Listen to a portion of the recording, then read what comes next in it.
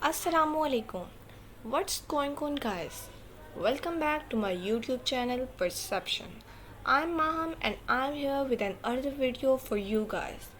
In this video, we'll discuss scientific notation. So let's dive into the topic.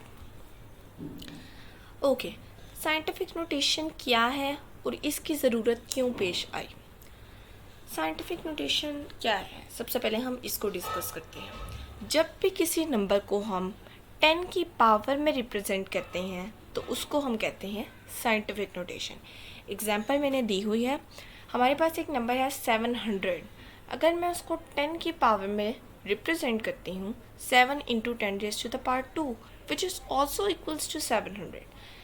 लेकिन मैंने सिर्फ difference ये है कि मैंने उसको 10 की पावर में रिप्रेजेंट किया है। तो इसे हम क्या बोलते हैं? Scientific notation. साइंटिफिक नोटेशन की क्यों ज़रूरत पेश आए? अच्छा जी, कभी कभी हम मेजरमेंट्स जब कर रहे होते हैं या हम इंजीनियरिंग वर्क कर रहे होते हैं तो हमारे पास बहुत बड़े नंबर्स भी आते हैं और बहुत छोटे नंबर्स भी आते हैं। उन्हें यूँ लिखने में बहुत ज़्यादा टाइम भी कंज्यूम होता है और यूँ लिखना उन्हें मुश्किल भी है, तो उसको हम साइंटिफिक नोटेशन में रिप्रेजेंट करते हैं। नीचे एग्जांपल है, मेरे पास एक नंबर है 0.0000000139। पता नहीं मैंने ज़ीरो के जो नंबर्स हैं वो भी ठीक बोले हैं कि नहीं। खैर, इसको हम साइंटिफिक नोटेशन में एक शॉर्ट नंबर की फॉर्म में लिख सकते हैं which is 1.39 into 10 raise to the power 8। उसके बाद है प्रीफिक्सेस। प्रीफिक्सेस क्या होते हैं? पावर ऑफ 10 को डिनोट करने के लिए कुछ सिंबल्स यूज़ होते हैं। फॉर एग्ज़ाम्पल, हमारे पास है किलो। किलो होता है 10 रेज़ टू द पावर 3 और इसको हम सिंबल के से रिप्रेजेंट करते हैं। तो ये जो के है ये इसका प्रीफिक्स है।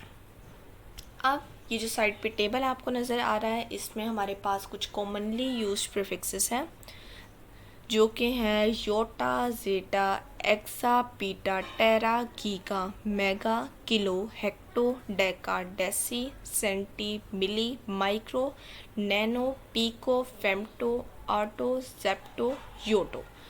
और साथ में इनके मल्टीपल्स गिवन है कि टेरा किस चीज़ को रिप्रेजेंट करता है 10 raise to the power 12, centi किस चीज़ को रिप्रेजेंट करता है 10 रेज़ टू द पावर -2 और साथ में इनके सिंबल्स गिवन है।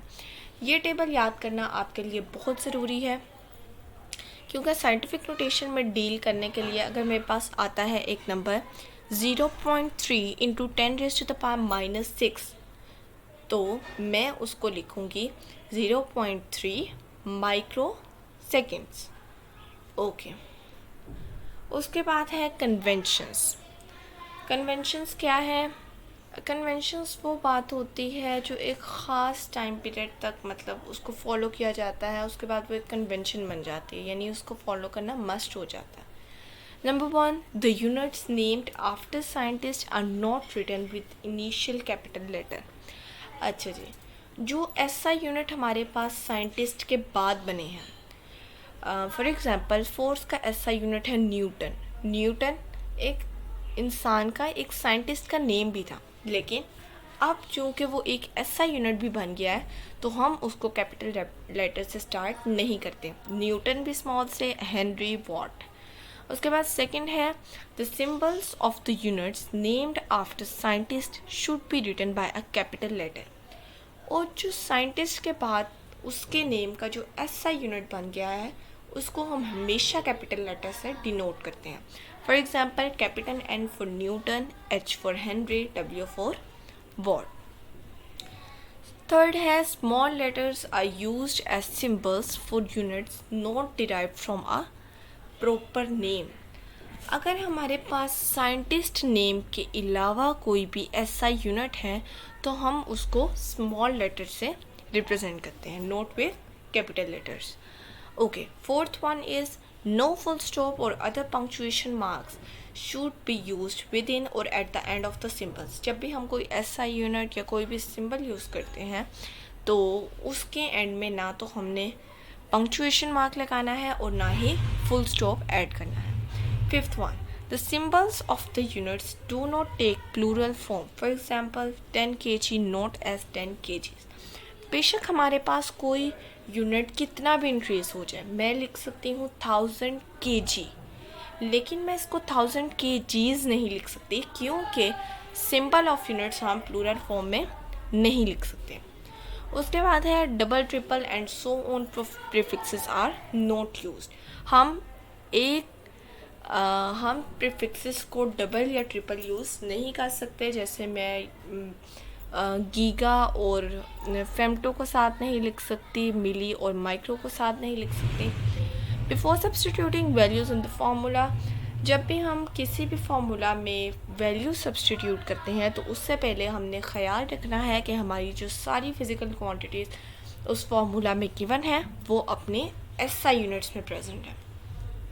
Okay, number 8 is when a multiple of base unit is raised to the power is applied to the whole multiple and not just the base unit. जब भी किसी base unit पर power apply होती है, जैसे 1 kilometre के ऊपर power apply हुई है जो कि बन गया है 1 किलोमीटर स्क्वायर होल स्क्वायर, तो ब्रैकेट जो है वो जो पावर है वो फुल ब्रैकेट पे अप्लाई होती है और ये बन जाएगा 1 × 10⁶। ब्रैकेट सिर्फ नंबर पे अप्लाई नहीं होती, उसके साथ मौजूद उसके SI यूनिट और प्रीफिक्स पे भी होती है, बल्कि SI यूनिट पे नहीं, प्रीफिक्स पे होती है। Okay, this is the end of the video. Make sure you have given this video a big thumbs up, and if you like and if you have any queries, comment down below. Subscribe to the channel so you won't miss any update from this channel. Thank you.